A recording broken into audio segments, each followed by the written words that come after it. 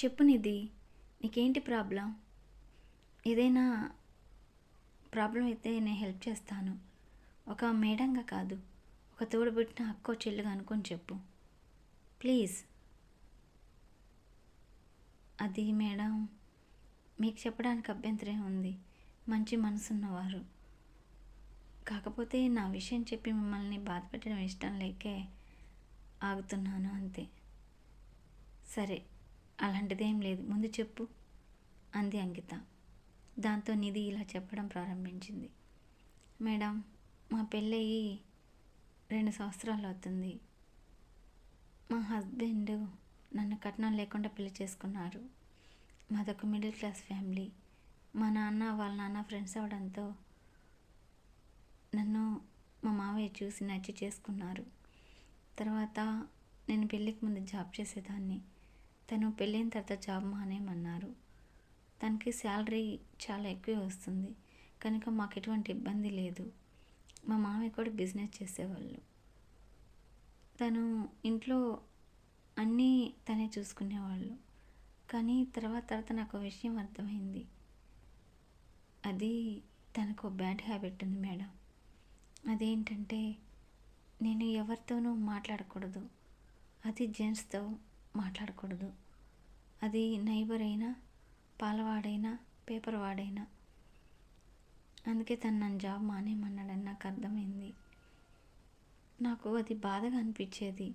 నమ్మకం లేక కాదు, తనకి ఇష్టం లేదు అనేవాడు. అంత చిన్న కారణంతో తను వదిలేయలేను కదా. అదిగాక మా ఫ్యామిలీ కొంచెం ఇబ్బందుల్లో ఉంది. నాకన్నా 2 చెల్లెళ్ళు ఉన్నారు. మా మా హస్బెండ్ వాళ్ళకి చాలా హెల్ప్ చేస్తారు మా ఫ్యామిలీకి. అందుకే మౌనంగా ఉండిపోయాను. పెద్దగా ఎవరితో మూవ్ అయ్యేదాన్ని కాదు. ఇలా ఉండగా తనకి యాక్సిడెంట్ అయింది. దాంతో తన జాబ్ పోయింది. తన కాల్ ఫ్రాక్చర్ అవడంతో రెస్ట్ తీసుకోవాల్సి వచ్చింది.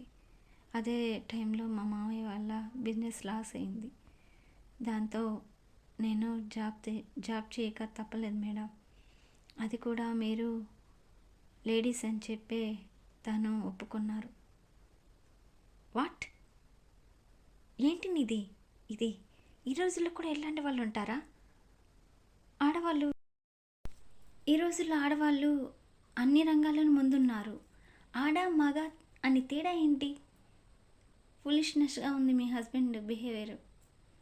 అయినా నువ్వు ఎలా భరిస్తున్నావు అలాంటి వ్యక్తితో? అంది చిరాగ్గా అంకిత. వెంటనే నిధి, భరించాలి కదా మేడం. నాకు 2 చెల్లెళ్ళు ఉన్నారు. నేను ఇంటికి వెళ్తే వాళ్ళ లైఫ్ డిస్టర్బెన్స్ అయిపోద్ది. అది కూడా ఆలోచించాలి కదా. అందుకే సర్దుకోక తప్పట్లేదు. మొన్న ఒక విషయం జరిగింది. నేను ఆఫీస్ నుంచి వెళ్ళడం లేట్ అయింది. బస్టాండ్లో బస్ మిస్ అయింది. మన ఆఫీస్లో పనిచేస్తున్న రామూర్తి గారు నన్ను చూసి డ్రాప్ చేస్తాను రామ్మ అన్నారు. వాళ్ళు కూడా మేముండే ఏరియాలోనే ఉంటారు. ఇంకా తప్పక అతని బండెక్కాల్సి వచ్చింది. అది చూసిన మా వారు నన్ను నానా మాటలు అన్నారు. నీచంగా మాట్లాడారు. భరించలేక చాలా బాధేసింది. మళ్ళా వచ్చి, సారీ నిధి, ఏదో ఆవేశంలో అనేశాను. నాకు ఇట్లాంటి నచ్చవని తెలిసి కూడా నువ్వు ఇలా చేయడం కరెక్ట్ కాదు కదా అన్నారు. ఏం చేయమంటావు మేడం, పరిస్థితులు అలా ఉన్నాయి. బస్కి వస్తే లేట్ అవుద్ది. ఆటోకి వెళ్తే అది ఆయనకి ప్రాబ్లం. Auto driver ఉంటారంటారు. ఇలా ఏం చేయగలను? జాబ్ మానేయలేను. ఇలాంటివన్నీ భరించను లేను అని కొంచెం ఎమోషనల్ అయింది నిధి. వెంటనే అంకిత, నిధి బాధపడకు. మీ హస్బెండ్ని వదిలేయమని చెప్పలేను. అలా అని తనతో ఉండమని చెప్పలేను. అది నీ పర్సనల్. నా వరకు అయితే అలాంటి వ్యక్తిని అస్సలు క్షమించను. నా కన్నుచూపు మేరలకు కూడా అతని ఉండనివ్వను. ఎనీవే, నీకు నేను హెల్ప్ చేస్తా అన్నాను కదా, నీకు స్కూటీ తీసిస్తాను, తీసుకో. మేడం, స్కూటీయా? అవును, స్కూటీయే. మనీ నేనే ప్లే చేస్తాను. నీకాడ ఉన్నప్పుడు మీ హస్బెండ్ ప్రాబ్లమ్స్ అన్నీ తీరినప్పుడు తనకి జాబ్ వచ్చినప్పుడు ఇద్దు. ప్రజెంట్ అయితే తీసుకో. వద్దు మేడం అంది కొంచెం నిధి ఆత్మాభిమానంతో. అలా అనకు నిధి, చెప్పాగా ఒక తోడబుట్టిన దానిలా సహాయం చేస్తానని. ప్లీజ్ తీసుకో. సరే మేడం అంది నిధి. తర్వాత నిధి అక్కడి నుంచి వెళ్ళిపోయింది. అంకిత ఇలా అనుకుంది మనసులో, అలాంటి వ్యక్తిని భరిస్తున్నందుకు నిధికి హ్యాండ్సప్ చెప్పాలి. అదే నేనైతే అతనిని మెడబెట్టుకొని బయటికి గెంటేసేదాన్ని అని కొంచెం రోషంగా బాధగా అనుకుంది. తర్వాత ఒకరోజు అంకిత దగ్గరికి వాళ్ళ వదిన వచ్చి ఇలా అడిగింది. అంకిత, నీకు విషయం చెప్పాలి అంది. ఏంటి వదినా చెప్పు అంది అంకిత. చాలా రోజులు గడిచిపోయింది, ఇంకా ఎన్నాళ్ళని ఇలాగే ఉంటావు? పెళ్ళి చేసుకోవా? నీకు ఒక మంచి పొజిషన్ వచ్చింది, ఒక గుర్తింపు వచ్చింది, ఇంకా ఎన్నాళ్ళు ఉంటావు ఒంటరిగా? పెళ్ళి చేసుకో అంది. వదినా పెళ్ళా? అయ్యో బాబోయ్, నాకొద్దు పెళ్ళి. ఇంతకు ముందే ఒక అమ్మాయి కథ విన్నాను. అమ్మ ఎలా ఉన్నారంటే మగవాళ్ళు చాలా దారుణంగా ఉన్నారు.